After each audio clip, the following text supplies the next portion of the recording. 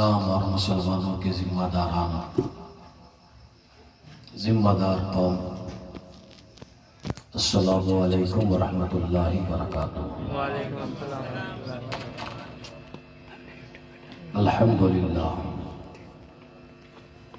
الحمدللہ وحدہ والصلاة لا نبی بعدہ وآلہ واصحابہ واہل بیتہ اجمعین، اما بعد فاعوذ باللہ من الشیطان الرجیم، بسم اللہ الرحمن الرحیم۔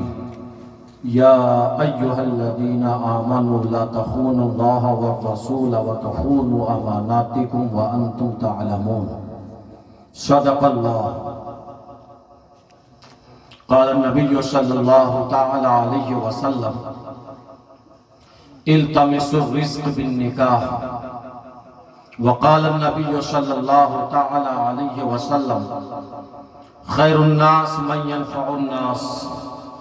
وقال رسول اللہ صلی اللہ تعالی علیہ وسلم: اعلنوا بالنکاح۔ صدق رسولہ النبی الامین الکریم، ونحن على ذلك لمن الشاہدین والشاکرین، والحمد للہ رب العالمین۔ انتہائی عقیدت و محبت کے ساتھ بارگاہ رسالت معاب علیہ الصلاۃ والتسلیم میں ہدیہ درود و سلام پیش کرنے کی سعادتیں اور برکتیں حاصل کر لیں۔ اللہم صلی علی سیدنا مولانا محمد بارک سلم، صلاۃ و سلام علیک یا رسول اللہ صلی اللہ تعالی علیہ وسلم۔ تجھ کو اے قوم بہرحال سنبھلنا ہوگا، وقت بدلا ہے تجھے خود کو بدلنا ہوگا، وقت بدلا ہے تجھے خود کو بدلنا ہوگا۔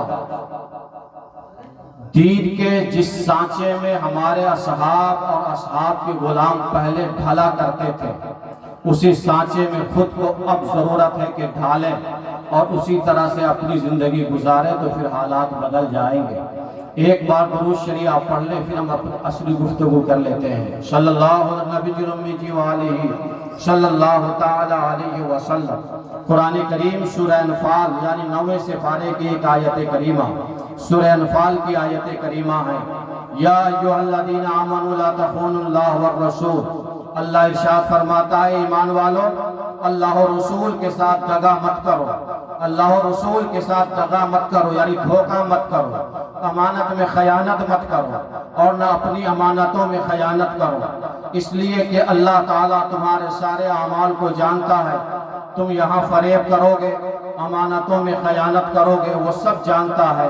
ایک وقت آئے گا تیرا حساب ہوگا۔ اللہ تعالیٰ تمہیں یہ علم دے رہا ہے اس ٹکڑے سے: یا ایھا الذین آمنوا لا تخونوا اللہ والرسول۔ اے ایمان والو، اللہ و رسول کے ساتھ دغا مت کرو، یعنی اللہ و رسول کی امانتوں میں خیانت نہ کرو۔ ہم کس امانت میں خیانت کر رہے ہیں؟ قرآن کریم کے اس ٹکڑے کے اس حصے کی تفسیر میں مفسرین کہتے ہیں اللہ کی امانتیں کیا ہیں جن امانتوں میں خیانت کرنے سے ہمیں روکا جا رہا ہے۔ ان امانتوں کو سمجھنے کے لیے مفسرین کی ساری تفسیروں کو رکھتے ہوئے ایک تفسیر سامنے ہم رکھتے ہیں، جس کو مفسرین نے بتایا اللہ کی امانتوں میں خیانت کا مطلب یہ ہے کہ اللہ کے جو فرائض ہم پر عائد کیے گئے ہیں، اگر ان فرائض میں ہم کوتاہی کر رہے ہیں تو یہ امانتوں میں خیانت ہے۔ مثلا نماز آپ پر اللہ نے فرض کیا ہے، اگر ہم نماز چھوڑ رہے ہیں تو یہ امانت الہی میں خیانت ہے۔ مثلا روزہ اللہ نے ہم پہ فرض کیا ہے، اگر روزہ ہم چھوڑ رہے ہیں تو یہ امانتوں میں خیانت ہے۔ مثلا زکوٰۃ اللہ نے فرض کیا ہے، اگر زکوٰۃ ہم نہیں دے رہے ہیں تو یہ امانتوں میں خیانت ہے۔ مثلا حج اللہ نے فرض کیا ہے، اگر ہم حج کی ادائیگی نہیں کر رہے ہیں تو یہ امانتوں میں خیانت ہے۔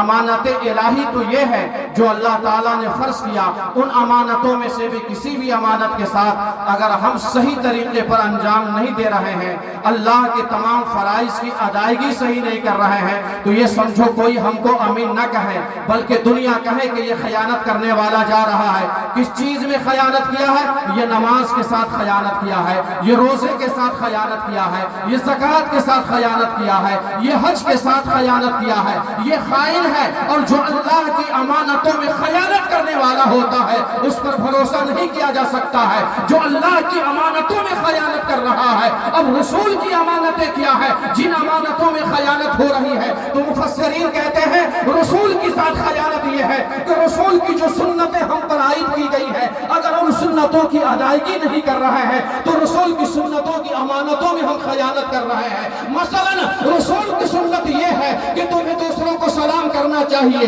اگر ہم سلام نہیں کر رہے ہیں تو یہ امانت میں خیانت ہے۔ رسول کی سنت یہ ہے بچوں پہ شفقت کرنی چاہیے، اگر ہم شفقت نہیں کر رہے ہیں تو یہ امانت میں خیانت ہے۔ رسول کی سنت یہ ہے بڑوں کی تعظیم کرنی چاہیے، اگر ہم تعظیم نہیں کر رہے ہیں تو یہ امانت میں خیانت ہے۔ رسول کی سنت یہ ہے پڑوسیوں کے حقوق ادا کرنی چاہیے، اگر ہم ادا نہیں کر رہے ہیں تو یہ امانت میں خیانت ہے۔ رسول کی سنت یہ ہے اپنے وطن کے ساتھ محبت پیدا کرنی چاہیے، اگر وطن کے ساتھ محبت نہیں ہے تو یہ امانت میں خیانت ہے۔ رسول کی سنت یہ ہے دائیں پیر میں پہلے جوتا پہننا چاہیے، اگر بائیں میں پہن رہے ہیں تو یہ امانت میں خیانت ہے۔ رسول کی سنت یہ ہے گھر سے نکلتے وقت ماں باپ کے قدم کو چوم لینا چاہیے، اگر نہیں چوم رہے ہیں تو یہ امانتوں میں خیانت ہے۔ پتہ چلا اس سوال کا جواب دینا میں چاہتا ہوں۔ دنیا مجھ سے پوچھتی ہے فلسطین کی فلسطین کے شہداء کے خون آج بھی یہ پوچھ رہے کیا وجہ ہے؟ اتنی شہادتیں ہوئی فلسطین کے اندر، اتنی شہادتیں ہوئی عراق کے اندر، اتنی شہادتیں ہوئی کشمیر کے اندر، اتنی شہادتوں کے باوجود انسانوں میں اور مسلمانوں کی عزتوں میں اضافہ کیوں نہیں ہوا؟ مسلمان ذلیل کیوں ہو رہا ہے؟ عزت کے اعتبار سے، شان کے اعتبار سے، وقار کے اعتبار سے، رزق کے اعتبار سے، تجارت کے اعتبار سے، حکومت کے اعتبار سے، اقتدار کے اعتبار سے، سلطنت کے اعتبار سے ہر میدان میں مسلمان پیچھا کیوں ہو رہا ہے؟ علم میں دیکھو تو مسلمان پیچھا ہے، تقوی میں دیکھو تو مسلمان پیچھا ہے، تجارت میں دیکھو تو مسلمان پیچھے ہے، مسجد میں دیکھو تو نماز پیچھے ہے، عیدگاہ میں دیکھو تو مسلمان پیچھے ہے۔ ہر جگہ مسلمان پیچھے کیوں ہے؟ مسلمان کیوں ذلیل ہو رہے ہیں؟ مسلمان کیوں رسوا ہو رہے ہیں؟ مسلمانوں میں ذلت کیوں آ رہی ہے؟ مسلم بچیاں کیوں تباہ و بربادی کی دہانے پہ جا رہی ہے؟ ان سارے سوالوں کا جواب جب ڈھونڈنے لگا تو سورہ نجم کا ایک حصہ ملا اور اس نے فلسفے کا حل کیا اور حل پیش کر دیا، اور یہ وہ حل ہے جو پوری دنیا کے انسانوں کے لیے صبح قیامت تک کے انسانوں کے لیے حل ہے۔ قرآن فرماتا ہے لیس للانسان الا ما سعى وان سعيه سوف يرى، یعنی قرآن یہ کہتا ہے انسانوں کو نہیں ملتا ہے مگر اتنی ہی جتنی کی وہ کوشش کرے۔ مسلمانوں نے کوشش ختم کر دی ہے، تجارت میں کوشش ختم ہے اس لیے تجارت میں پیچھے ہے۔ مسلمانوں نے معاملے میں کوشش ختم کر دی ہے، علم کے معاملے میں کوشش ختم، علم میں پیچھے ہے، تجارت میں کوشش ختم، تجارت میں پیچھے ہے، بزنس میں کوشش ختم، بزنس میں پیچھے ہے، اقتدار میں کوشش ختم، اقتدار میں پیچھے ہے، طاقت و قوت میں کوشش ختم، طاقت و قوت کے اعتبار سے پیچھے ہے۔ قرآن یہ کہتا ہے وَلَيْسَ لِلْإِنسَانِ إِلَّا مَا سَعَى وَأَنَّ سَعْيَهُ سَوْفَ يُرَى ثُمَّ يُجْزَاهُ الْجَزَاءَ الْأَوْفَى، یعنی جو انسان جتنی کوشش کرے گا میں اس کو اتنا ہی عطا کرتا چلا جاؤں گا۔ نعرہ تکبیر، نعرہ رسالت، مسلک اعلیٰ حضرت، جشن شادی خانہ حلالی، مفتی رحمت اللہ صاحب مصباحی، نعرہ تکبیر، نعرہ رسالت۔ اقتدار کی کوشش کم ہو گئی، اقتدار میں پیچھا ہوا مسلمان، علم میں کوشش کم ہو گئی، علم میں پیچھا ہوا مسلمان، بزنس میں کوشش کم ہو گئی کیونکہ جیسے ہی بیٹا کامیاب ہوا باپ گھر میں بیٹھ گیا، کوشش یہیں سے کم ہو گئی۔ جیسے ہی دوسرا بیٹا دیکھا کہ دوسرا بھائی تیار ہو گیا، دوسرا بھائی بیٹھ گیا، یہیں سے بزنس میں پیچھے ہو گیا۔ مسلمان ہر میدان میں پیچھے جو ہوا ہے قرآن نے ہمیں بتا دیا وَلَيْسَ لِلْإِنسَانِ إِلَّا مَا سَعَى، انسانوں کو بس اتنا ہی دیا جاتا ہے جتنی وہ کوشش کرے۔ اگر وہ خیر میں کوشش کرے گا اسے خیر دیا جائے گا، اور اگر شر میں کرو گے تو شر سے دو چار ہوگے۔ قرآن کریم کا یہ ٹکڑا یا ایھا الذین آمنوا لا تخونوا اللہ والرسول وتخونوا اماناتکم، اے ایمان والو نہ اللہ کے ساتھ خیانت کرو نہ رسول کی امانتوں میں خیانت खयानत करो, ना अपनी अमानतों में खयानत करो। आज पूरी रुए जमीन पर 99% मुसलमानों की पोजीशन ये है कि ये अमीन ही नहीं है। और जब अमानत उठ जाती है, अमानत मिट जाती है और खाइनों की तादाद बढ़ जाती है, जब खयानत करने वाले जमीन पर होंगे तो ऐसे मुसलमान हर जगह जलील होंगे, हर जगह रुसवा होंगे, हर जगह खार होंगे, हर जगह पीछे होंगे, हर जगह पछताई के शिकार होंगे। आज जो पार्टियां इख्तियार में बैठी हुई है, उनकी कोशिशों का आलम यह है कि रात दिन एक एक मिंबर अपनी पूरी कोशिश सर्फ कर रहा है, तो आज वो इख्तियार का मजा ले रहा है। और जिन जमातों ने कोशिशें खत्म कर दी, वो इख्तियार से बाहर हो गई। अल्लाह की अमानतों में खयानत, ये भी गलत। रसूल की अमानतों में खयानत, ये भी गलत। आपस की अमानतों में खयानत, अल्लाह ने इससे भी मना फरमाया कि आपस की जो अमानतें हैं उसमें भी खयानत ना करो। सारी अमानतों को सही तरीके से अदा करोगे, अल्लाह का वादा है तुम्हें कोई पीछा नहीं करेगा, तुम आगे बढ़ते चले जाओगे, तुम तरक्की करते चले जाओगे। सिर्फ ये है कि तुम अपने ईमान के साथ सारी अमानतों की अदायगी सही के साथ सही तरीके पर करते रहो। अब ये शादी खाना आबादी में अमानतों को देखते हैं किस तरह से। आदम अलैहिस्सलाम की शादी है, जनाब हव्वा से अमानत मलहूज है, शरीयत की नज़ाकतें मलहूज है, कहीं भी खिलाफ शरा न आदम की तरफ से है न हव्वा की तरफ से है। निकल आओ आदम हव्वा से, यके बाद दीगरे सारे अंबिया किराम की शादी देखते चले जाओ, कहीं भी अमानतों में खयानत नहीं है। हर नबी की शादी है, शरीयत है और शादी है। हर नबी की शादी का तरीका यही है कि शरीयत है और शादी है। जब शरा के मुताबिक शादी हुई है तो न आदम ने तलाक दिया है, न नूह ने तलाक दिया है, न शीश ने तलाक दिया है, न जकरिया ने तलाक दिया है, न दाऊद ने तलाक दिया है। कमो बेश 1,24,000 पैगंबरान आए और किसी पैगंबर ने अपनी बीवी को तलाक न दिया, इसलिए कि वो रिश्ता हुआ था अमानतों के आईने में, शरीयतों के आईने में। जब शादी शरअ के मुताबिक होती है तो वहां पे तलाक नहीं हुआ करता।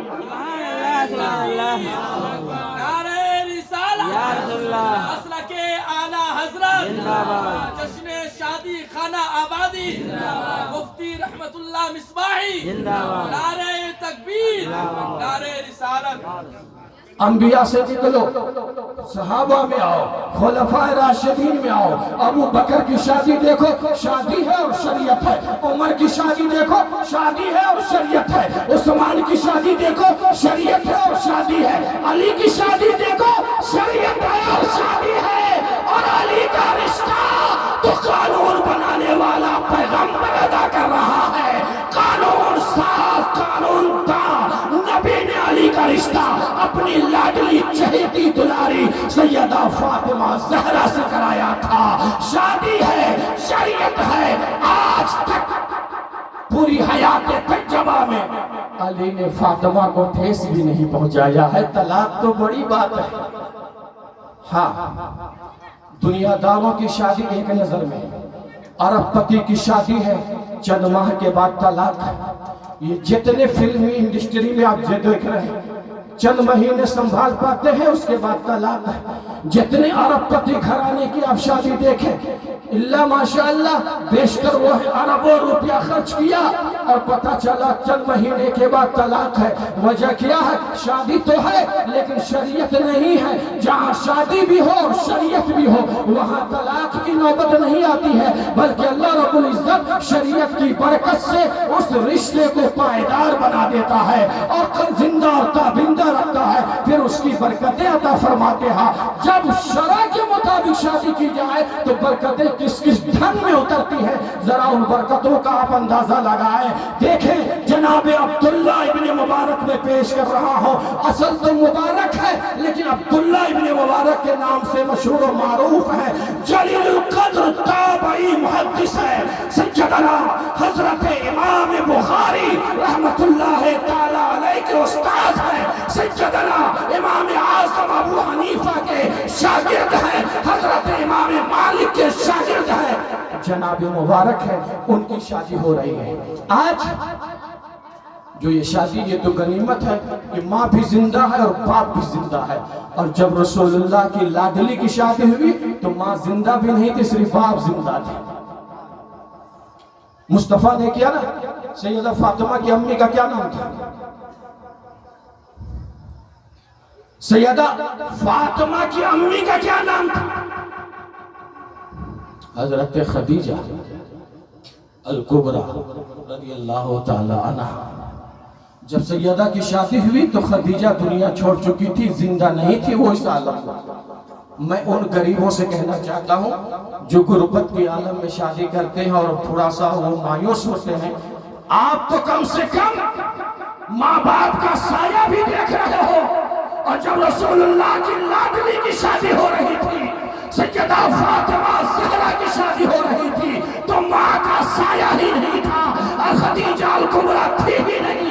اور فاطمہ کی شادی جس دھوم سے مصطفیٰ نے کیا ہے، وہ شادی بھی تو ذرا ملاحظہ فرماؤ، نہ ڈھول ہے، نہ تاشے ہیں، نہ باجے ہیں، نہ گانے ہیں، نہ شور ہے، نہ شرابہ ہے، بس ایک طرف علی ہے، ایک طرف فاطمہ زہرا ہے، اور تیسری طرف جناب اسود بن مقداد رحمت اللہ رضی اللہ تعالی عنہ ہے۔ میرے آقا نے جناب اسود سے کہا تھا، جاؤ میری بیٹی کے لیے کچھ سامان خرید لیا۔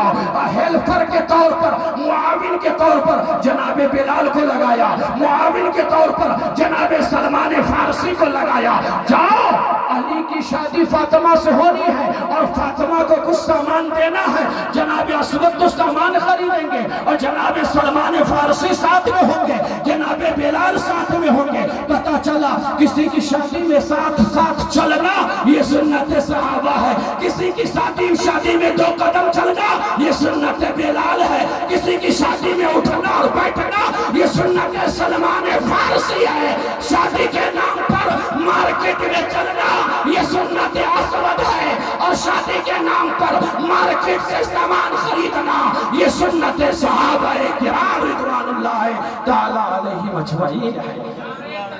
نعرہ تکبیر، نعرہ رسالت، نعرہ رسالت، جشن عید میلاد النبی، جشن عید میلاد النبی، شادی کا نوادی، جشن شادی کا نوادی، نعرہ تکبیر، نعرہ رسالت۔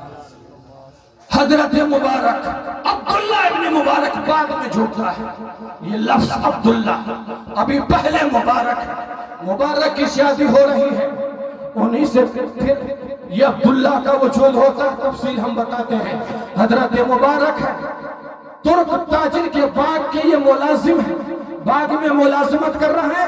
باغ کا مالک ایک دن باغ میں مہمان لے کر پہنچتا ہے اور کہتا ہے، مبارک میرے مہمانوں کی ضیافت کے لیے میرے باغ سے کچھ پھل توڑ کے لاؤ، میرے مہمانوں کی ضیافت کرو، یاد رکھنا سارے پھل میٹھے ہو، ایک بھی کھٹے نہ ہونے پائے ورنہ تیری ملازمت خطرے میں ہے۔ جناب مبارک گئے، جہاں جہاں وہ دیکھے پھل کو بہترین انار اپنے حساب سے توڑ کر اپنے مہمانوں کے سامنے پیش کرتے ہیں۔ جب مہمانوں نے کھایا تو نہایت کھٹا انار نکلا۔ جناب مبارک پر مالک غصہ گیا اور کہا، مبارک میں نے کہا تھا میرے محترم مہمان ہیں، ان مہمانوں کی ضیافت کرنی ہے، میٹھے انار لے کر آؤ، تم نے کھٹے کیوں لائے؟ جناب مبارک گئے، دوسری جگہ سے دوسرے انار توڑ کر لائے اور پیش کیا، حضور یہ انار ملاحظہ ہو۔ جب دوسرے انار کو توڑا گیا وہ اس سے بھی زیادہ کھٹا نکلا۔ مالک کو پھر غصہ آیا، مبارک تم کر کیا رہے ہو؟ میرے مہمان کے ساتھ یہ زیادتی کیوں کر رہے ہو؟ بتاتے کیوں نہیں ہو؟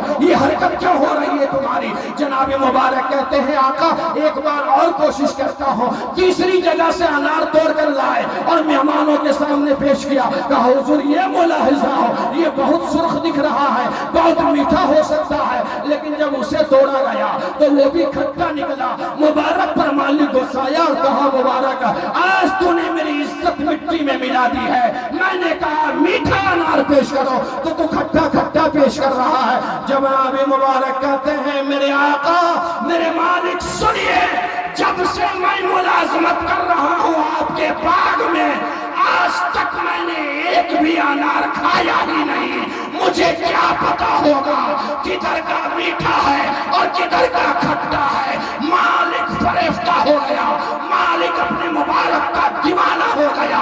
کہا دنیا کا تو واحد انسان لگ رہا ہے کہ باغ کی رکھوالی کر رہا ہے، لیکن آج تک ایک پھل نہیں کھایا۔ کہا حضور اللہ کا حکم تو آیا ہوا ہے، یا ایھا الذین آمنوا لا تخونوا اللہ والرسول وتخونوا اماناتکم۔ نہ اللہ کی امانت میں خیانت کرو، نہ رسول کی امانت میں خیانت کرو، اور نہ آپس کی امانتوں میں خیانت کرو۔ حضور یہ باغ آپ کا تھا، میں اس کا ملازم تھا، میں ایک بھی اگر پھل کھا لیتا تو یہ امانتوں میں خیانت کی صورت ہو جاتی۔ سبحان اللہ سبحان اللہ۔ مالک دیوانہ ہوا۔ کہا مبارک شادی ہو گئی ہے؟ کہا نہیں۔ ارادہ؟ کہا ارادہ تو ہے لیکن ہوں غریب۔ ارادہ تو ہے لیکن ہوں غریب۔ مالک کہتا ہے مبارک کیا مطلب؟ نکاح کے عنوان پر تم کچھ باتیں بتاؤ ہمیں۔ مبارک کہتے ہیں 3 قوم آئی ہے اب تک اس زمین پر جو بڑی قوم مانی گئی ہے، ایک یہودی، ایک عیسائی، ایک مسلم۔ تینوں کی ہم پہچان بناتے ہیں اور آپ کو ہم بتاتے ہیں یہ 3 قومیں کس طرح سے شادی کرتے ہیں، کس وجہ سے شادی کرتے ہیں۔ کہا یہودی یہ جب بھی شادی کرتے ہیں یہ صرف دولت دیکھ کر کرتے ہیں۔ کہا میری بات پر آپ یقین کر لیں گے جب دنیا بھر کے یہودیوں پہ نظر ڈالیں گے کہ یہودی ہیں کم لیکن دولت کے اعتبار سے یہ ہے زیادہ مضبوط، چونکہ یہ غریبوں سے شادی کرنا پسند ہی نہیں کرتے ہیں، خود ہوتے ہیں امیر، رشتہ بھی کرتے ہیں امیروں میں، یہ دولت کی بنیاد پر رشتہ کرتے ہیں۔ کہا عیسائی کیا کرتے ہیں؟ کہا حضور عیسائی صرف حسن کی بنیاد پر شادی کرتے ہیں، وہ کچھ نہیں دیکھتے۔ عیسائیوں کی علامت یہ ہے کہ حسن دیکھ کر فیصلہ کرتے اور شادی کر لیتے ہیں۔ اچھا ذرا مسلمان بتاؤ۔ مسلمان ہے جناب مبارک، اب ان کی باری آئی ہے، پوچھ رہے تو مسلمان کس بنیاد پہ شادی کرتا ہے؟ کہا حضور مسلمان صرف دینداری کی بنیاد پر شادی کرتا ہے۔ زور سے سبحان اللہ۔ آپ کو نہیں معلوم لیکن ہم سے پہلے ہزاروں سال پہلے رہنے والے آدم کے بچوں نے اس بات کی شہادت دی ہے کہ مسلمان اگر شادی کرتا ہے تو دینداری کی بنیاد پر شادی کرتا ہے۔ مبارک سے مالک نے کہا مبارک تیری بات مجھے سب پسند آ گئی، میں نے یہودیوں کی تاریخ دیکھی ہے وہ دولت سے شادی کرتے ہیں، میں نے عیسائیوں کی تاریخ دیکھی ہے وہ صرف حسن سے شادی کرتے ہیں، اور مسلمانوں کی تاریخ دیکھی معلوم یہ ہوا کہ مسلمان دینداری کی بنیاد پر شادی کرتا ہے۔ مبارک کیا میری بچی کے ساتھ تم راضی ہو جاؤ گے؟ مالک ہے باغ کا مالک، کروڑوں کا مالک اس دور کا، ایک غریب انسان ہے، اپنی بیٹی دینے کے لیے کتنی عاجزی کے ساتھ، انکساری کے ساتھ عرض گزار ہو رہا ہے۔ مبارک کیا تیار ہو جاؤ گے میری بیٹی سے شادی کرنے کے لیے؟ کہ حضور میں تو غریب ہوں، آپ امیر زمانہ۔ کہا وہ تو صحیح ہے لیکن میں نے سمجھ لیا کہ مسلمان دینداری کی بنیاد پر شادی کرتا ہے، اور میں نے تیری دینداری ایمانداری اس باغ کی ملازمت میں نے دیکھ لیا کہ جو میرا ملازم ایک پھل بھی پورے باغ سے اپنی زبان پہ رکھا نہیں ہے وہ کتنا دیندار انسان ہوگا، اس لیے مبارک میں چاہتا ہوں اپنی بیٹی کا رشتہ تم سے کروں۔ کہ حضور میری طرف سے تو کوئی انکار نہیں ہے لیکن آپ کا گھریلو مسئلہ ہے، آپ آپس میں مشورہ کر لیں، اگر آپ کی فیملی کی طرف سے بھی اجازت ہو تو بہتر ہے۔ کہا اچھی بات تم نے بتائی ہے، میں جاتا ہوں گھر، اپنی شریک حیات سے بھی مشورہ کرتا، شریک حیات سے مشورہ کیا اور کہا نہایت زمین کا غریب انسان ہے اور میرا ملازم ہے، نوکر ہے، آج کی زمان میں نوکر ہے، جھاڑو لگاتا ہے، پوچھا کرتا ہے، برتن دھوتا ہے، آج کی زبان میں سمجھنے کے لیے کیا میں امیر زمانہ ہو کر اس پوچھا لگانے والے غریب انسان سے اپنی بیٹی کا رشتہ کر دوں؟ بیوی بھی اس دور کی تھی، اس دور کی نہیں تھی۔ کہا میرے شوہر آپ اچھا فیصلہ کر سکتے ہیں، بیٹی کے بارے میں بیٹی دینا ہے، آپ نے اگر اس کی دینداری دیکھ لی ہے اور مسلمان تو دینداری کی بنیاد پہ کرتا ہے تو ہم آپ کے فیصلے کے ساتھ ہیں۔ سبحان اللہ۔ ادھر شوہر سمجھدار، ادھر بیوی سمجھدار۔ اللہ کسی کسی کو ایسے جوڑے نصیب کرتا ہے، دونوں طرف سے سمجھدار مل جائے تو زندگی دنیا ہی میں جنت ہے۔ میرے مصطفیٰ نے ارشاد بھی فرمایا ہے خیر متاع الدنیا المرأۃ الصالحہ، یہ میرے مصطفیٰ نے ارشاد فرمایا خیر متاع الدنیا المرأۃ الصالحہ، دنیا کی ساری نعمتوں میں سے سب سے اچھی نعمت اگر مجھ محمد سے پوچھتے ہو کہ دنیا میں اللہ نے کتنی نعمتیں بھیجی ہیں اور نعمتوں میں سب سے اچھی نعمت کون ہے، تو میں محمد ابن عبداللہ کہتا ہوں کہ سب سے اچھی نعمت نیک اور پارسا بیوی ہے۔ نعرہ تکبیر، نعرہ رسالت، نعرہ رسالت، جشن شادی کھانا آبادی، جشن شادی کھانا آبادی، نعرہ تکبیر، نعرہ رسالت۔ سمجھ گئے؟ جناب مبارک نے اپنی طرف سے رضامندی ظاہر کر دی اور انہوں نے اپنی شریک حیات سے مشورہ کرنے کے بعد فیصلہ کر لیا کہ میں اپنی بیٹی کی شادی مبارک سے کروں گا، ایک پیسے کا لین دین نہیں ہے، اور اپنی بیٹی کا رشتہ مبارک سے کر دیا۔ ایک طرف شادی ہے، شریعت کے آئینے میں ہے، خلاف شرع ایک امر بھی نہیں ہے، اور جب مبارک کی شادی اس بیٹی سے ہوگی، اس سے جو بچہ پیدا ہوا وہی بن گیا عبداللہ ابن مبارک۔ اللہ شریعت پہ عمل کرنے کا صلہ اور جزا اسے دیا کہ اولاد دینے کی جب باری آئی تو مبارک کی شریعت پہ عمل کی وجہ سے اللہ نے ایک ایسا بیٹا دیا عبداللہ ابن مبارک جو اپنے وقت کا تابعی بھی بنا اور جلیل القدر محدث بھی بنا، یہاں تک کہ سیدنا حضرت امام بخاری کے استاد بھی بن گئے۔ حضرت عبداللہ ابن مبارک نے بہت زیادہ حدیث کی خدمتیں پیش کی ہیں، امام اعظم کے شاگرد ہیں، امام مالک کے تو شاگرد ہیں، لیکن یہ وہ شاگرد ہیں جب درس میں امام مالک موجود ہوتے اور جب عبداللہ ابن مبارک آتے تو اپنے شاگرد کے لیے امام مالک کھڑے ہو جایا کرتے تھے اور اپنے قریب میں بیٹھا تھا۔ تو اللہ تعالیٰ نے شرع کے مطابق عمل کرنے کا صلہ اور جزا یہ دیا کہ ان کو ایک ایسا بیٹا عطا فرمایا جس بیٹے نے دین متین کی زبردست خدمت انجام دی۔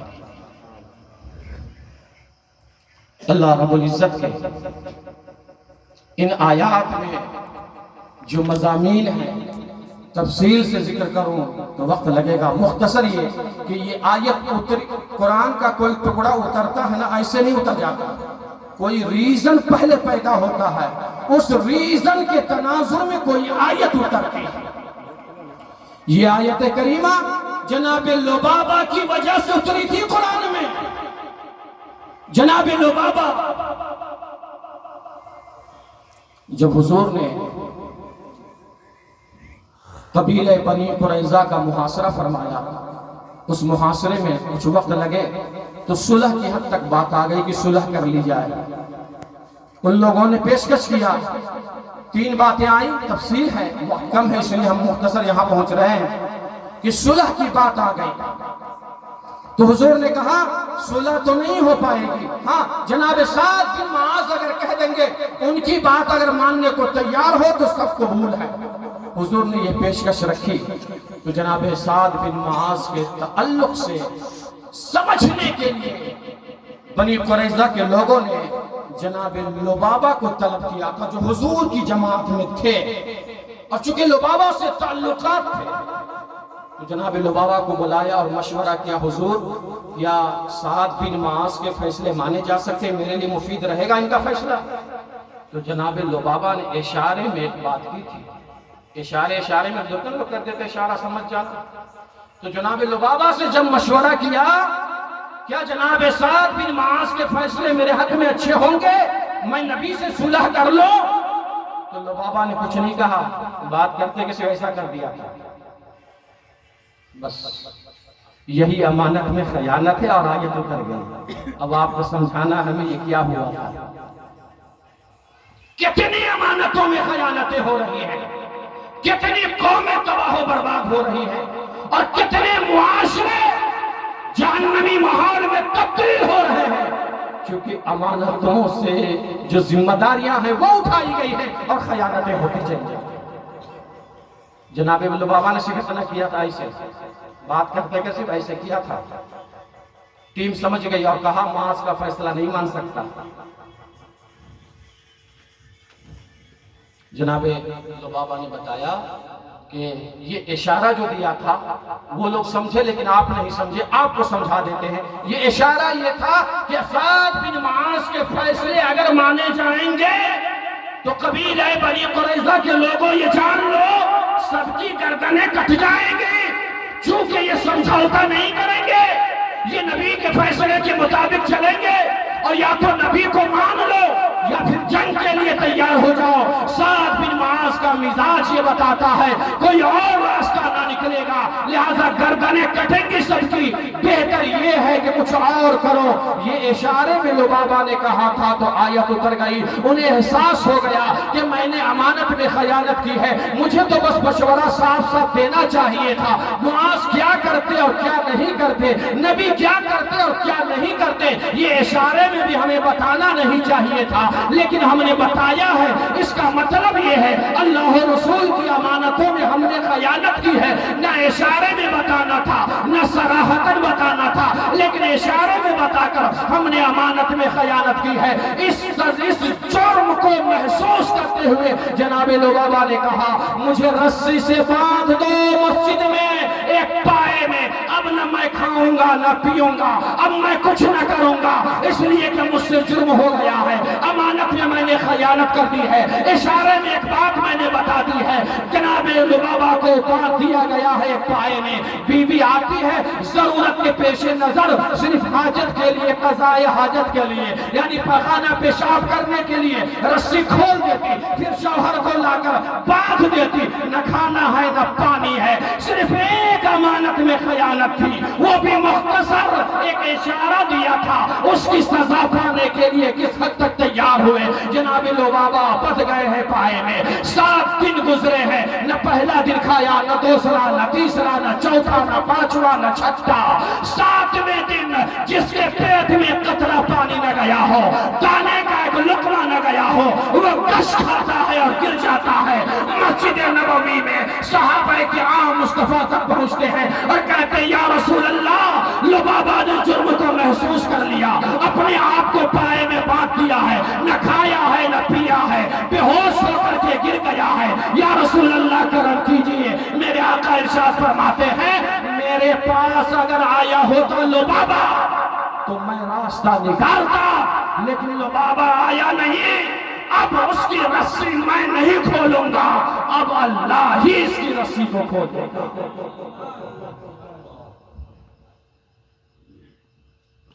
یہ میرے آقا نے ارشاد فرمایا، یعنی اللہ کھولے گا. اللہ کی طرف جب حکم آ جائے گا میرے لیے कि रस्सी खोल दी जाए तो मैं खोलूंगा।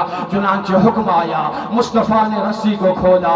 फिर भी लुबाबा को एहसास हुआ कि मैंने एक जुर्म कर लिया है, मुझे ये नहीं करना चाहिए। कैसे मैंने कर लिया है? एहसास हुआ लुबाबा रज़ियल्लाहु ताला अन्हु को, सहाबी रसूल हैं। इस एहसास के तनाजुर में अपने जुर्म को महसूस किया 5 से 7 दिन तक, और इस सजा को पाने के बाद बारगाह रसूल और बारगाह खुदाबंदी से तौबे की कबूलियत की सनद आ गई। यानी बारगाह खुदा और रसूल से इस बात की इत्तला दी गई है, लो बाबा तूने सच्चे और पक्के दिल से तौबा कर लिया है, अल्लाह ने तौबे को कबूल कर लिया है। मुस्तफ़ा ने रस्सी को खोल दिया और आजाद किया। कहा लो बाबा तेरे तौबे को मुस्तफ़ा ने भी और अल्लाह ने भी कबूल कर लिया। और जब तौबा कबूल कर लिए जाते हैं तो बंदा फिर जराइम से बिल्कुल पाक और साफ हो जाता है। अब एहसास नदामत लाने की जरूरत नहीं है।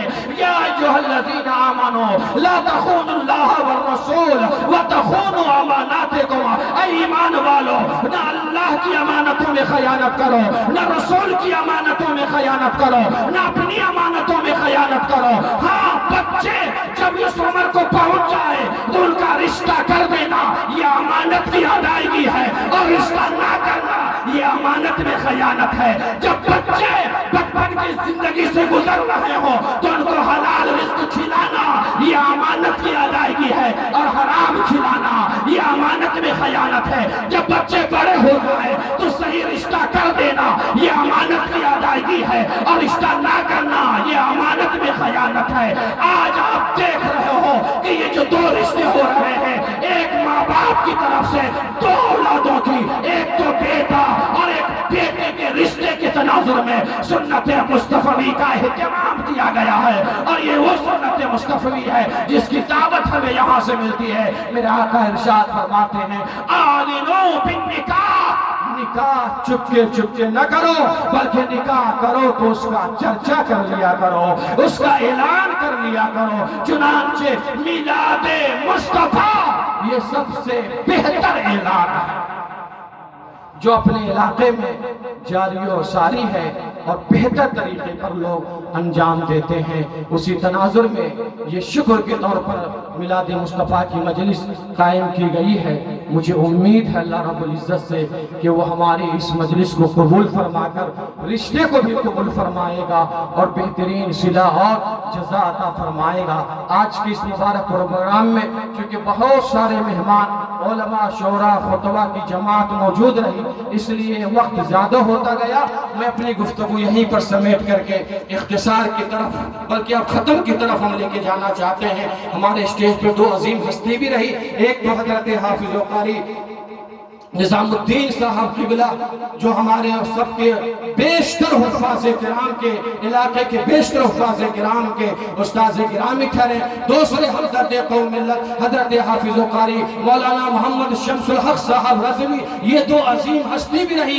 इनके भी कुछ तअस्सुरात लिए जा सकते थे, पेश कराए जा सकते थे, लेकिन तंगी वक्त के पेश नज़र यही इस मजलिस को हम इख्तिताम की तरफ लेकर जाते हैं। और हदीस पाक जो खुतबे के अंदर में पढ़ने की सआदत हासिल की गई थी उसका तर्जमा आप सुन लें। खैरुन्नास मन यनफ़उन्नास, मेरे आका इरशाद फरमाते हैं लोगों में सबसे अच्छा इंसान वो है जो दूसरों को फायदा पहुंचा सके, जो दूसरों को फायदा पहुंचाता है। मुस्तफ़ा की ज़बान से इनाम निकलता है। मेरे आका इरशाद फरमाते हैं खैरुन्नास मन यनफ़उन्नास, लोगों में बेहतर वो है जो लोगों को फायदा पहुंचाए, लोगों को नुकसान में ना डाले। वो बेहतरीन इंसान है जो लोगों को फायदा पहुंचा दे, वो बेहतरीन इंसान है खसारे में न डाला जाए। रिश्ता और शादी वगैरह के मराहिल वो होते हैं जहाँ एक दूसरे के ताउन से, एक दूसरे के मदद से, एक दूसरे के राय मशवरे से मर्द हो और रब की तरफ से इनाम और इकराम मिलेगा उन तमाम अफराद को जो इस रिश्ते के अंजाम दही में अगर एक कदम भी चला है तो वो अल्लाह की तरफ से इनाम के मुस्तहिक है और सवाब के हकदार है जो मुस्तफ़ा ने वादा लिया। खैरुन्नास मन यनफ़उन्नास, लोगों में बेहतर वो है जो दूसरों की भलाई कर सके, जो दूसरों को नफा पहुंचा सके। जिन लोगों ने भी ताउन किया जिस एतबार से वो चलते रहे رہے، مشورہ دیتے رہے، بیع و شراء میں لگے رہے، وہ سب رب کی طرف سے انعام و اکرام اور ثواب پائے جانے کے حقدار ہے۔ اسی طریقے سے اجتماعی جو امور ہوتے ہیں انجام دیے جاتے ہیں۔ ہمیں اور آپ کو سب کو چاہیے کہ قوم کی تمام بچیوں اور بچوں کے اس طرح کے جب مراحل آئے تو جہاں تک ہو سکے ایک دوسرے کا حلف تو کرے، تعاون تو کرے، رشتے بنانے کی تو باتیں کرے، لیکن بگاڑنے کی کوئی فکر، کوئی وہم، کوئی خیال، کوئی گمان بھی پیدا نہ کرے، چونکہ یہ کام صرف اور صرف شیطان کا ہوتا ہے۔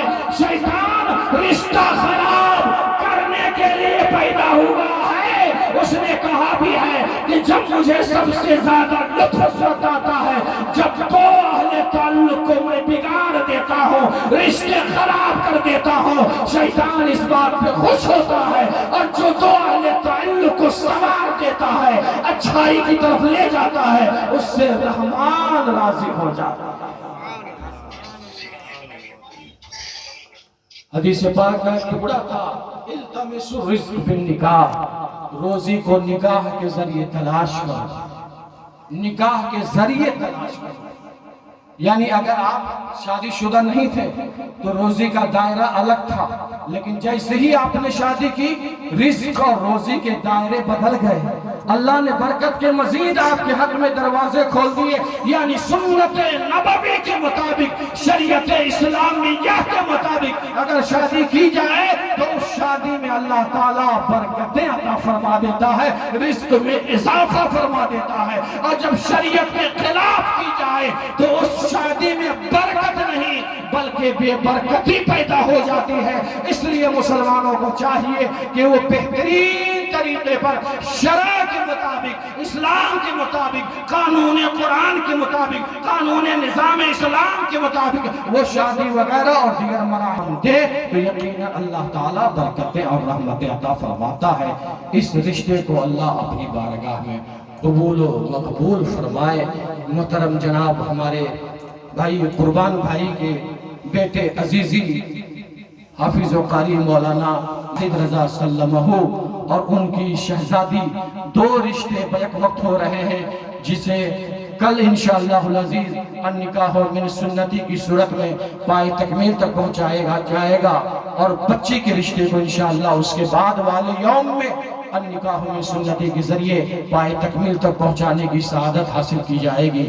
اللہ رب العزت اسی مجلس کی برکت سے دونوں رشتوں کو قبول و مقبول فرمائے، اور دونوں گھروں میں خوشیاں، مسرت، شادمانی، برکتیں، رحمتیں نازل فرمائے۔ وما توفیقی الا باللہ، صلاۃ والسلام۔